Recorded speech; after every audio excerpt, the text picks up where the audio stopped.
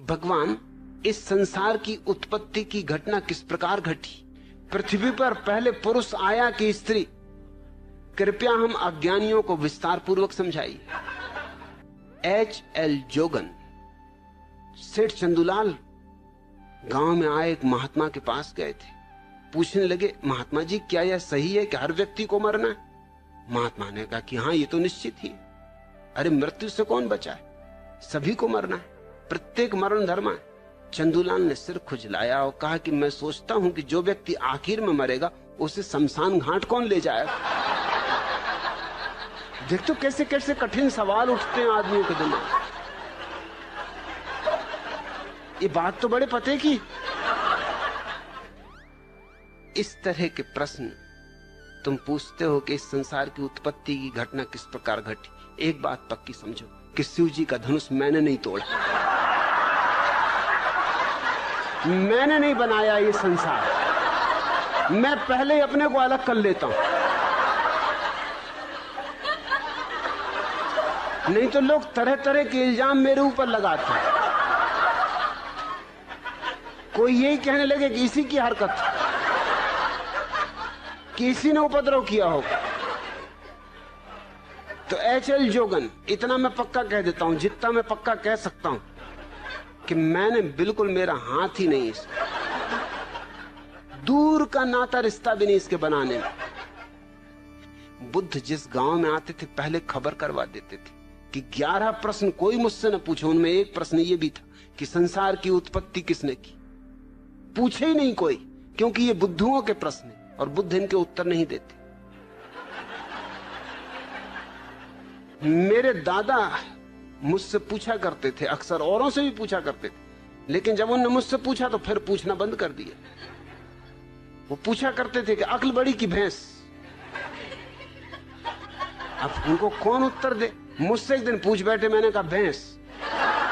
उन्होंने कहा क्यों? मैंने कहा क्योंकि भैंस ये सवाल नहीं पूछती।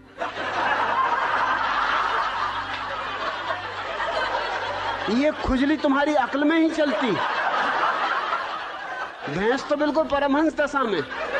मैं कई भैंसों के पास जाके कई घंटों खड़ा रहा, कोई भैंस नहीं पूछती कि अक्ल बड़ी की भैंस। अरे भैंस को पता ही है कि हम बड़े, क्या पूछना? फिर उन्होंने नहीं पूछा। फिर मैं कई दफा उनसे पूछता था कि पूछो ना, अक्ल बड़ी की भैंस। कहते तू चुप रहे। वो मुझे कहीं नहीं ले जाते थे, वो बड़ा सत्संग करते थे, महात्माओं के पास जाते थे। वो जब भी जाए मैं बैठे ही रहता था कि आया मैं भी, कि नहीं तू ले जाने नहीं, तू कुछ ना कुछ उल्टी सीधी बात कह देगा।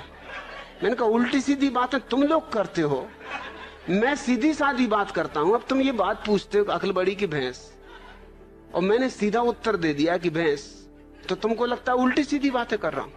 अरे आने तो, मैं भी तुम्हारे महात्मा को जरा दिखाऊंगा। एक दफा मुझे ले गए, सिर्फ एक दफा ले गए। एक महात्मा के पास गए वो मिलने, मुझे ले गए। महात्मा की उम्र रही हो कोई 30 साल, मेरी उम्र रही होगी मुश्किल से कोई 15 साल, और मेरे दादा की उम्र रही कम से कम 60 साल। महात्मा ने उनसे कहा आओ बच्चा बैठो।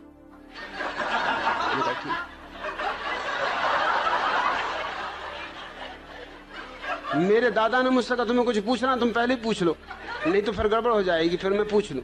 मैंने उनसे पूछा कि बच्चा एक जवाब दो। महात्मा बहुत नाराज हुए, कहने लगे मुझसे बच्चा कहते हो?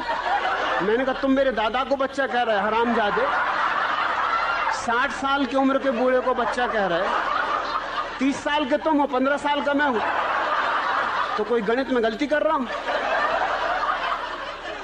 तुम बच्चा नहीं महाबच्चा हो। मेरे दादा ने मुझे फौरन बाहर निकाला, तू जा भैया, तू घर जाओ, कभी मेरे साथ मत आना। क्या बातें पूछ रहे हो? सृष्टि को किसने बनाया?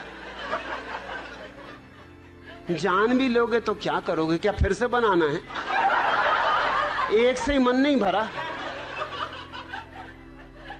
अरे इतना ही जान लो कि अपना अज्ञान कैसे मिटे। ये जानने से नहीं मिटेगा, ध्यान का दिया जला लो, अज्ञान मिट जाता।